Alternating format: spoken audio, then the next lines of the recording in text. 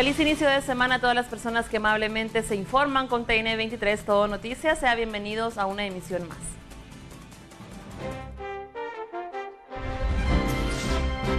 Continúa sin atención consulta externa en Hospital Roosevelt. Médicos piden abastecimiento de medicamentos e insumos. Marco Tulio Ciani, jugador de la Liga Nacional de Fútbol, se accidenta en ruta al Pacífico. Proyectos de investigación criminal del Ministerio de Gobernación podrían quedar paralizados de ser aprobada reducción presupuestaria. En internacionales, fosas clandestinas localizadas en Guerrero podrían contener información sobre la desaparición de estudiantes de Ayotzinapa.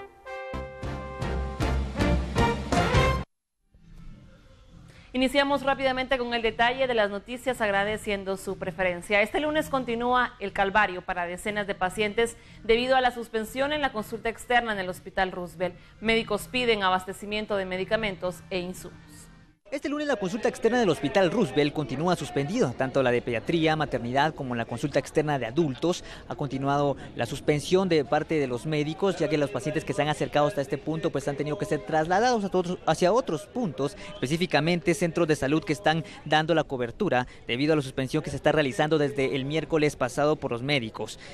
Debido a esta suspensión que se ha hecho en las consultas externas del Hospital Roosevelt ubicado en zona 11, se ha implementado un plan de contingencia con el cual se traslada a varios de los pacientes que necesitan ser llevados a algún centro de salud. Y para esto me encuentro con la doctora Mirna de Donis, quien es la coordinadora de la red metropolitana, quien nos dará mayor información sobre este plan que se ha activado. Doctora, desde la semana pasada, cuando se suspende la consulta externa, ¿podría usted explicarnos cuál es el plan que se maneja y a qué centros de salud se llevan a los pacientes? Con mucho gusto, muchas gracias por la oportunidad. Pues nosotros, como parte de la red metropolitana de servicios de salud, contamos con 4 centros de salud que desde el año 2013 estamos recibiendo consulta de la consulta externa del hospital. A partir del día miércoles activamos el plan de contingencia y estamos trasladando a los pacientes de consulta externa, enfermedad común, no complicados, a los centros de salud. Estos centros de salud son Centro de Salud Zona 11, Fraijanes, Villa Canales y 1 de Julio. Doctora, ¿la emergencia continúa trabajando de manera normal? La emergencia en todo el hospital está funcionando normal. ¿En toda la red de hospitales? En toda la red de hospitales, está trabajando la emergencia normal. En la consulta externa, todos los pacientes de reconsulta se le están reprogramando sus ingresos. Okay, muchísimas gracias, doctora. De esta manera pues hemos ingresado también a la parte de la consulta externa del Hospital Roosevelt, donde hemos podido observar cómo a los pacientes pues se les reprograma. Las personas que venían este día a una consulta se les ha reprogramado, algunos para el día 11 o para otras fechas de la próxima semana, y poder ser atendidos luego de que esta mañana los médicos estarán en asamblea y ellos decidirán si levantan esta suspensión o continuarán con esta medida que han tomado debido, entre algunas de las causas, a la falta de pago que había la semana pasada de sus salarios. Sin embargo, este día ya una de las razones por las cuales sigue la suspensión, según ellos, es la falta de insumos, y ellos lo que exigen es que se abastezca nuevamente el Hospital Roosevelt, así como los diferentes hospitales de la red de hospitales en Guatemala. Para TN23, con imágenes de Denis Zacarías, reporta Julio Hernández. Y les comentamos que Marco Tulio Ciani, jugador de la Liga Nacional de Fútbol, sufrió un accidente en la ruta al Pacífico. Por causas que se desconocen, el exjugador de Municipal Marco Tulio Ciani sufrió un accidente la noche de domingo cuando se conducía en su vehículo en la colonia Enriqueta, zona 5 de Villanueva. Del hecho de tránsito, al menos 4 personas más resultaron heridas, entre el conductor del vehículo con el que colisionó, además de un menor que murió al ingreso del hospital de Amatitlán. Los heridos fueron identificados como Héctor Alexander Ajú Menéndez, Mario Alfredo Menéndez Salazar y Byron Alexander Hernández, los 3 de 18 años de edad. Asimismo, Tomás Mujica, de 40 años.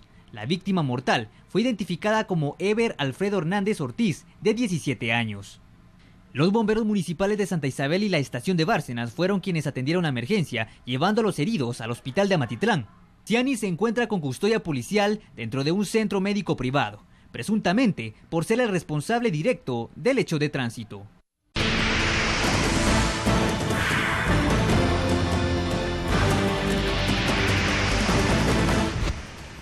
Ya estamos de vuelta para continuar informándole en este inicio de semana. Le comentamos que para expertos en estudios fiscales, Los proyectos de investigación criminal que realiza el Ministerio de Gobernación podrían quedar paralizados de ser aprobada una reducción en el proyecto de presupuesto asignado para esa cartera.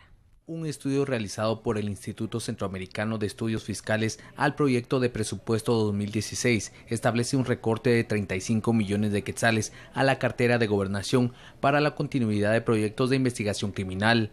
Analistas de ICEFI dicen que de avalarse la reducción, el combate al crimen organizado se vería limitado el próximo año.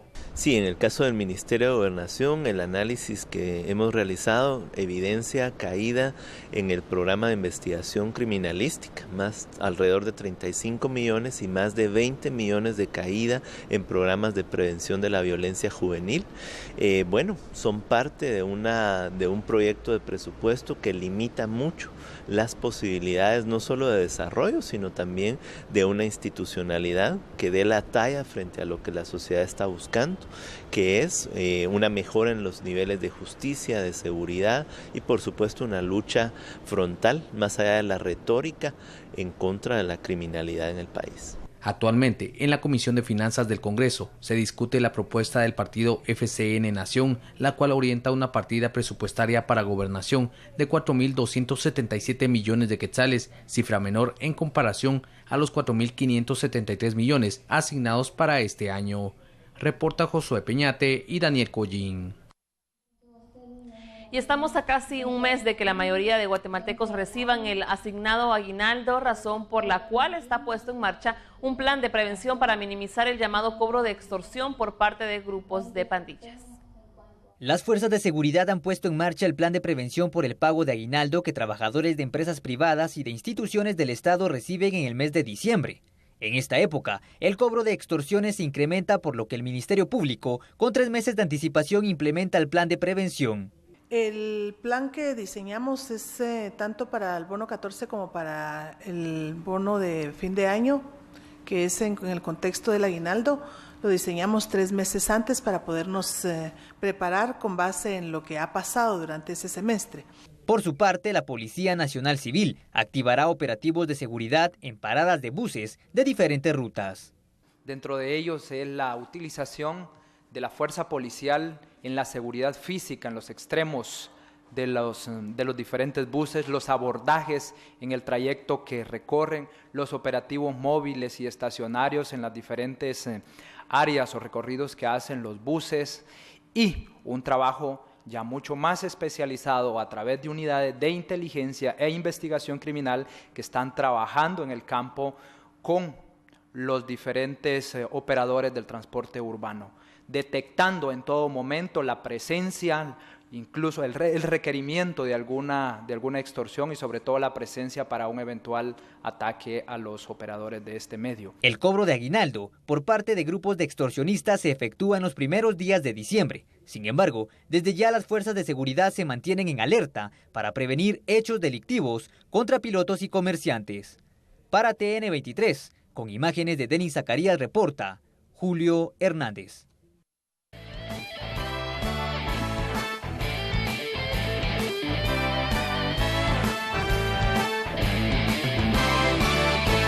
Nueve de la mañana, 14 minutos. Conozcamos ahora la información deportiva más destacada. La jornada 18 de la Liga Nacional del Fútbol Guatemalteco se inició el sábado en la noche en el Marquesa de la Ensenada. Deportivo Marquense recibiendo al cuadro del Deportivo Petapa. Los cañones se silenciaron, las argollas quedaron colgadas, 0-0 el empate. Mismo sábado en la noche, pero en el estadio Mario Campos Seco, después de que JJ Paredes había parado un lanzamiento desde el penal al minuto 79, Luisito Martínez, que aprovecha esta jugada extraordinaria y pone el único tanto del encuentro. 1-0 derrotó el Xelajú Mario Campos Seco al cuadro de Comunicaciones, y con esto los superchivos son más líderes que nunca, tienen 5 puntos arriba de los 3 que le persiguen. Ya para domingo en el estadio La Asunción de Asunción, Mita Jutiapa, los superconejos del Deportivo Mitlán recibiendo a los toros del Deportivo Malacateco, ambos con la necesidad del triunfo. Negrete, que ponía el primero para el cuadro local apenas a los 17 minutos, y arrancando el segundo tiempo, mire usted, la igualdad en el marcador, Martín García, que encontraría el 1-1. Más adelante al 56, nuevamente Marlon Negrete aprovechando una pelota que el guardameta ataja, pero la deja picando ahí dentro del área, nadie para el despeje, y se ponía el 2-1 en favor de los conejos. Parecía que así iba a concluir el partido, sin embargo, menos de 2 minutos después se vendría el tanto que nivelaría los cartones. Juan Carlos Carlos Silva para la igualdad en el marcador. 2-2 termina el duelo. Los Superconejos tratando de salir de la zona, mientras que Malacateco sigue siendo último. Intenso duelo disputado también el domingo en la mañana en el Estadio Revolución de Ciudad Universitaria. La Universidad de San Carlos de Guatemala ponía adelante el marcador apenas a los 2 minutos. Carlos Camiani Félix, que sigue peleando por ser el goleador del torneo. Sin embargo, después Ángel Oscar Prudencio encontraría la igualdad en el marcador, 1-1, con el que se irían al descanso, pero Facundo Nicolás Simioli encontraría el 2-1 en favor del cuadro universitario, y apenas 10 minutos después, John Córdoba desde el manchón del penal, 2-2 terminó este duelo. Suchi es sublíder de la liga. Sorpresa de la jornada se dio en el estadio Manuel Felipe Carrera del Trébol Municipal, recibiendo la visita de los Pecho Amarillo, el cuadro de Guastatoya, que a los 24 minutos se ponía adelante en el marcador con esta anotación de Eddie Guerra. Ya en el segundo tiempo el cuadro de Guastatoya fue superior a los Escarlatas, y a través de Víctor Solalinde y nuevamente Eddie Guerra conseguirían una goleada de antología para el cuadro Pecho Amarillo. Le gana el juego de ida y también el de vuelta a los Escarlatas. En ambos le hizo 3 goles, 6 en total. Y en el último duelo de la jornada disputado por la tarde en el Verapaz, los Príncipes Azules de Antigua terminaron empatando 0-0.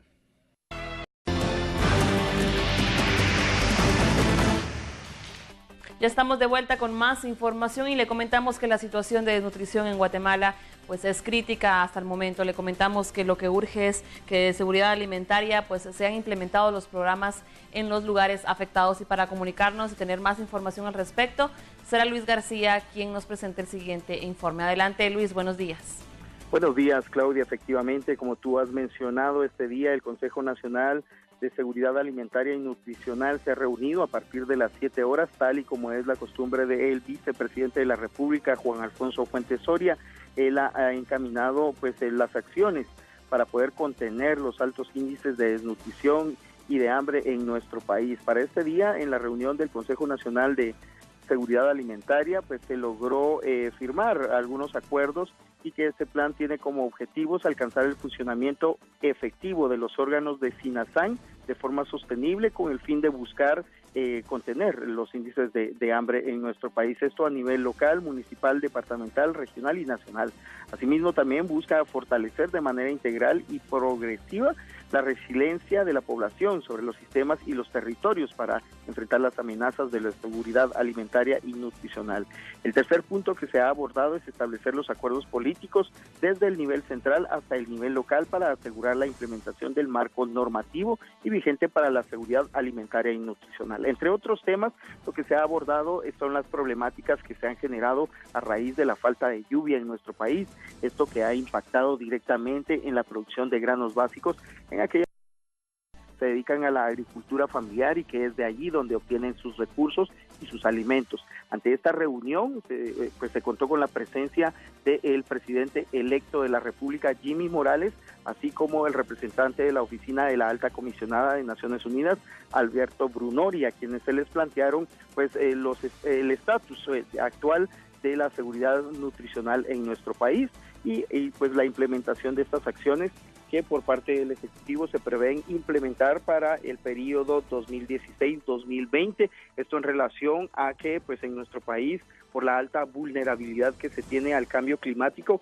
ellos han analizado estrategias que se deben implementar para poder modificar los procesos o los sistemas de producción de alimentos en nuestro país, principalmente en el oriente y en el área conocida como Corredor Seco. Esta reunión aún se desarrolla en el Palacio Nacional de la Cultura, en el Salón de las Banderas, donde pues al finalizar se espera que se otorgue una conferencia de prensa para poder ofrecer detalles respecto a los resultados de esta reunión. Con esta información, con estos detalles, vuelvo al set principal de TN23, contigo, Claudia. Agradecemos la información que nos ha proporcionado nuestro Luis García en este importante tema que preocupa a las autoridades. Y les comentamos que expertos del INSIBUME señalan que las bajas temperaturas que se han registrado en el país son normales en esta época del año e indicaron que las mismas continuarán hasta finales de marzo del 2016. Las condiciones meteorológicas para el resto del año son las normales, debido a la entrada de la temporada fría al país. Autoridades del Instituto Nacional de Sismología, Vulcanología, Meteorología e Hidrología INSIBUME indicaron que se tiene previsto que finalice la temporada fría en el mes de marzo del 2016. Bueno, por el momento, debido a que estamos en época de transición, los sistemas de alta presión y los frentes fríos todavía no son tan fuertes como para alejar completamente las lluvias y la humedad propias de la época lluviosa. Entonces, esta temporada es muy variante en el sentido de que tenemos días cálidos y soleados en la mañana y lluvias en horas de la tarde, como son típicas de la época lluviosa, y otros días tenemos un poco menos de lluvias, presencia de humedad y siempre el viento norte característico de la época fría. Por el momento seguimos teniendo estos sistemas muy débiles, lo cual lo único que favorecen es a que tengamos inestabilidad en el territorio. Para finales del presente año y principios del 2016 se tiene pronosticado que ingresen al país más de 12 frentes fríos, los cuales podrían generar temperaturas bajo cero en el occidente del país. Y les comentamos que comerciantes de productos típicos de la época de fin de año ya se encuentran ofreciendo la diversidad de artículos y para que los guatemaltecos no sean sorprendidos con elevados costos, la PDH realiza constantes monitoreos. La Defensoría del Usuario y Consumidor de la Procuraduría de los Derechos Humanos se ha declarado en alerta. El fin es realizar monitoreos en centros de ventas de artículos de temporada para evitar abusos contra consumidores. Fernando Trabanino, a cargo de la citada Defensoría, recomienda analizar y leer detenidamente contratos si se adquieren productos o servicios al crédito. Realización de datos. Recordemos que justo en esta época inician a captar datos personales en los meses de noviembre y diciembre, tomando en cuenta el flujo de personas que visitan centros comerciales. Por ello nosotros a partir de hoy emitimos ya la alerta de fin de año, las cuales incluyen desde el componente publicidad engañosa y comercialización de datos. En este caso, en el tema de servicios financieros ya se ha iniciado a recolectar los datos y ahí sí los consumidores tenemos que denunciar a estas empresas que comercializan, pero lo más importante, prevenir. No otorguemos nuestros datos personales a ninguna persona. Si vamos a solicitar un crédito, vamos a comprar un electrodoméstico, revisemos qué estamos firmando. Muchos consumidores firman una solicitud para comprar un electrodoméstico y no percatamos que en letras pequeñas lo que estamos haciendo es autorizar a que se comercialicen nuestros datos. Esto hay que denunciarlo, repito, a través del teléfono 1555. Continuamos aquí en TN 23 en este inicio de semana, informándole, llevándole hasta su hogar lo más relevante del acontecer nacional e internacional. Iniciamos.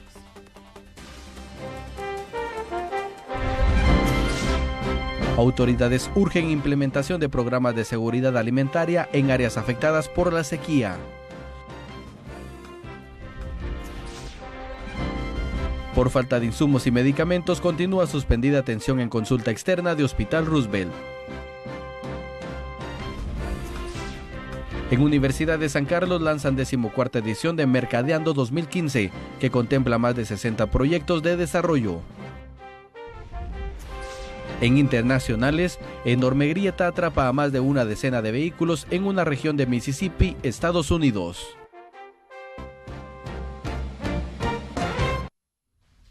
Agradecemos su sintonía y damos inicio a conocer la información que acontece en nuestro país, y es que Marco Tulio Ciani, jugador de la Liga Nacional de Fútbol, sufrió un accidente en la ruta al Pacífico. A continuación, los detalles.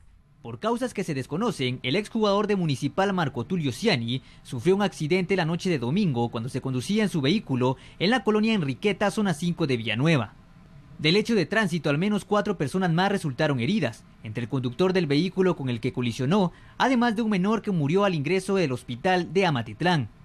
Los heridos fueron identificados como Héctor Alexander Ajú Menéndez, Mario Alfredo Menéndez Salazar y Byron Alexander Hernández, los tres de 18 años de edad. Asimismo, Tomás Mujica, de 40 años. La víctima mortal fue identificada como Eber Alfredo Hernández Ortiz, de 17 años.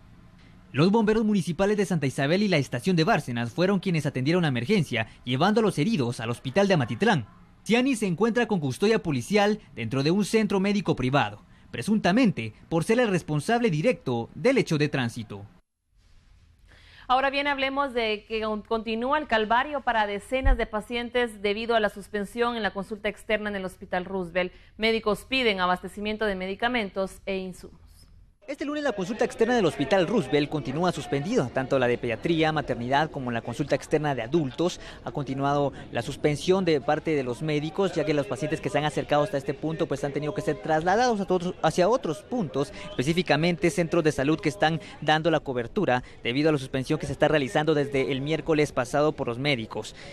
Debido a esta suspensión que se ha hecho en las consultas externas del Hospital Roosevelt ubicado en zona 11, se ha implementado un plan de contingencia con el cual se traslada a varios de los pacientes que necesitan ser llevados a algún centro de salud. Y para esto me encuentro con la doctora Mirna de Donis, quien es la coordinadora de la red metropolitana, quien nos dará mayor información sobre este plan que se ha activado. Doctora, desde la semana pasada, cuando se suspende la consulta externa, ¿podría usted explicarnos cuál es el plan que se maneja y a qué centros de salud se llevan a los pacientes? Con mucho gusto, muchas gracias por la oportunidad. Pues nosotros, como parte de la red metropolitana de servicios de salud, contamos con 4 centros de salud que desde el año 2013 estamos recibiendo consulta de la consulta externa del hospital.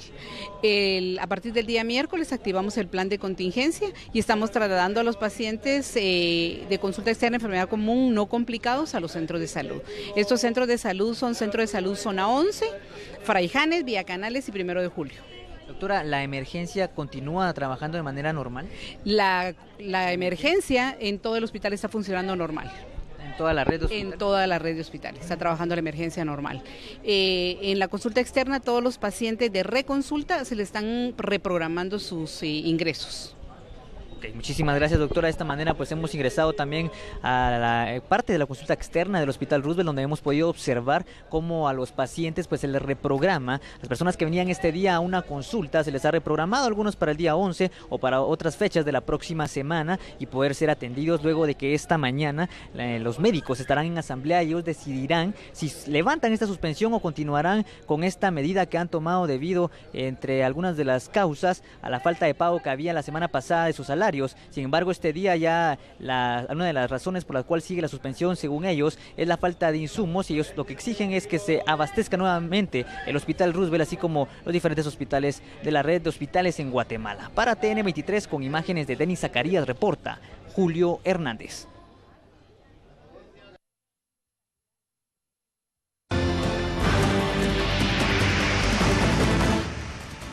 Ya estamos de vuelta con más noticias aquí en TN23. Le comentamos que la Fiscalía contra la Narcoactividad y Elementos Antinarcóticos de la Policía Nacional Civil realizan el tercer operativo para erradicar plantaciones de amapola y marihuana en las comunidades de Tununchini, Santa Isabel y Tuichán, San Marcos. Al momento, las autoridades no han indicado la cantidad de plantas que han eliminado y tampoco han estimado el monto de las mismas. Y en otra información, expertos del INSIBUME señalan que las bajas temperaturas que se han registrado en el país son normales en esta época del año e indicaron que las mismas continuarán hasta finales de marzo del 2016. Las condiciones meteorológicas para el resto del año son las normales, debido a la entrada de la temporada fría al país. Autoridades del Instituto Nacional de Sismología, Vulcanología, Meteorología e Hidrología INSIBUME indicaron que se tiene previsto que finalice la temporada fría en el mes de marzo del 2016. Bueno, por el momento, debido a que estamos en época de transición, los sistemas de alta presión y los frentes fríos todavía no son tan fuertes como para alejar completamente las lluvias y la humedad propias de la época lluviosa. Entonces, esta temporada es muy variante en el sentido de que tenemos días cálidos y soleados en la mañana y lluvias en horas de la tarde, como son típicas de la época lluviosa, y otros días tenemos un poco menos de lluvias, presencia de humedad y siempre el viento norte característico de la época fría.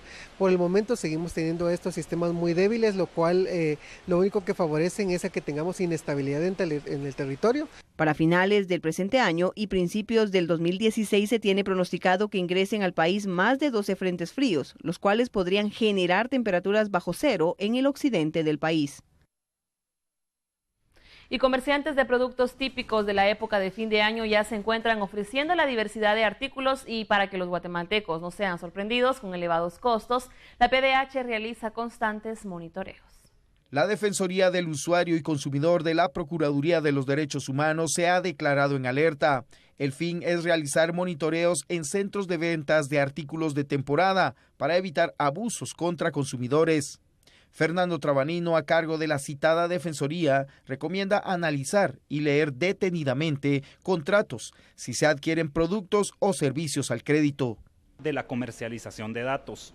Recordemos que justo en esta época inician a captar datos personales en los meses de noviembre y diciembre, tomando en cuenta el flujo de personas que visitan centros comerciales. Por ello nosotros a partir de hoy emitimos ya la alerta de fin de año, las cuales incluyen desde el componente publicidad engañosa y comercialización de datos. En este caso, en el tema de servicios financieros ya se ha iniciado a recolectar los datos, y ahí sí los consumidores tenemos que denunciar a estas empresas que comercializan, pero lo más importante, prevenir. No otorguemos nuestros datos personales a ninguna persona.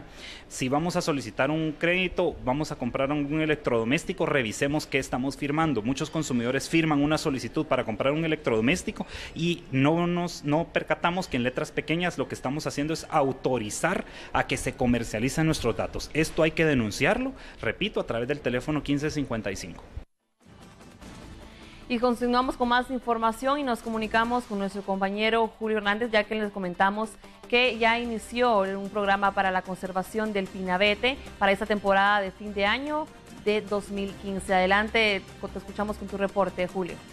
Muchísimas gracias, compañeros. En este preciso instante nos encontramos ubicados en el tercer nivel del edificio central del Ministerio de Gobernación, donde en estos precisos instantes se presenta por parte de las autoridades del Ministerio de Gobernación, el Ministerio Público, el CONAP, el Instituto Nacional de Bosques, INAB, y asimismo la Asociación Nacional de Productores de Pinabete de Guatemala. Ellos están presentando la campaña de control y conservación del pinabete para esta temporada navideña 2015. Ellos dan a conocer que realizarán operativos de seguridad donde participarán más de 450 agentes de la División Especializada de Protección a la Naturaleza de la PNC. Recordando que durante el año 2014 se decomisaron 30.005 ramillas de la especie ya mencionada, lo cual está valorado en 157.000 quetzales, así como 71 coronas, 96 árboles armados y 2.986 patas de gallo conocidas, que son productos que se venden en la temporada navideña, lo cual pues se hace de manera ilegal. Se espera que para este año pues todo esto se reduzca, ya que los operativos se incrementarán en diferentes sectores del país, especialmente en los lugares donde pues se produce este tipo de árbol conocido como pinabete, el cual pues para esta época navideña es bastante comercializado, pero se conoce también que aproximadamente el 95% de esta especie se ha perdido en los últimos 45 años. Por lo mismo, Guatemala, pues las diferentes instituciones se han puesto de acuerdo para hacer esta campaña nuevamente este año y lanzarla para poder llevar el control y la conservación de esta especie conocida como pinabete en esta temporada navideña 2015. En este instante, pues las autoridades del Ministerio de Gobernación dan a conocer que estos agentes estarán a disposición en diferentes puntos y se incrementará también durante la época navideña, que estamos hablando en la semana previa a las festividades del 24 y 25 de diciembre, así como del 30 y 31 de diciembre, cuando se celebra Navidad, y posteriormente pues Año Nuevo. Esta es la información de momento que se tiene desde este punto donde se lanza esta campaña. Pues más adelante nosotros estaremos ampliando los detalles, ya que pues en este preciso instante se encuentra en desarrollo. Con este informe nosotros retornamos hasta el estudio principal de TN23. Ya estamos de vuelta con más información. Qué bueno saber que contamos con su preferencia en este inicio de semana. Y es que estamos a casi un mes de que la mayoría de guatemaltecos reciban el ansiado aguinaldo, razón por la cual está puesto en marcha un plan de prevención para minimizar el llamado cobro de extorsión por parte de grupos de pandillas. Las fuerzas de seguridad han puesto en marcha el plan de prevención por el pago de aguinaldo que trabajadores de empresas privadas y de instituciones del Estado reciben en el mes de diciembre. En esta época, el cobro de extorsiones se incrementa, por lo que el Ministerio Público, con 3 meses de anticipación, implementa el plan de prevención. El plan que diseñamos es tanto para el bono 14 como para el bono de fin de año, que es en el contexto del aguinaldo. Lo diseñamos 3 meses antes para podernos preparar con base en lo que ha pasado durante ese semestre. Por su parte, la Policía Nacional Civil activará operativos de seguridad en paradas de buses de diferentes rutas. Dentro de ellos es la utilización de la fuerza policial en la seguridad física en los extremos de los diferentes buses, los abordajes en el trayecto que recorren, los operativos móviles y estacionarios en las diferentes áreas o recorridos que hacen los buses y un trabajo ya mucho más especializado a través de unidades de inteligencia e investigación criminal que están trabajando en el campo con los diferentes operadores del transporte urbano, detectando en todo momento la presencia, incluso el requerimiento de alguna extorsión y sobre todo la presencia para un eventual ataque a los operadores de este medio. El cobro de aguinaldo por parte de grupos de extorsionistas se efectúa en los primeros días de diciembre. Sin embargo, desde ya las fuerzas de seguridad se mantienen en alerta para prevenir hechos delictivos contra pilotos y comerciantes. Para TN23, con imágenes de Denis Zacarías, reporta Julio Hernández. Y para expertos en estudios fiscales, los proyectos de investigación criminal que realiza el Ministerio de Gobernación podrían quedar paralizados de ser aprobada una reducción en el proyecto de presupuesto asignado para esa cartera.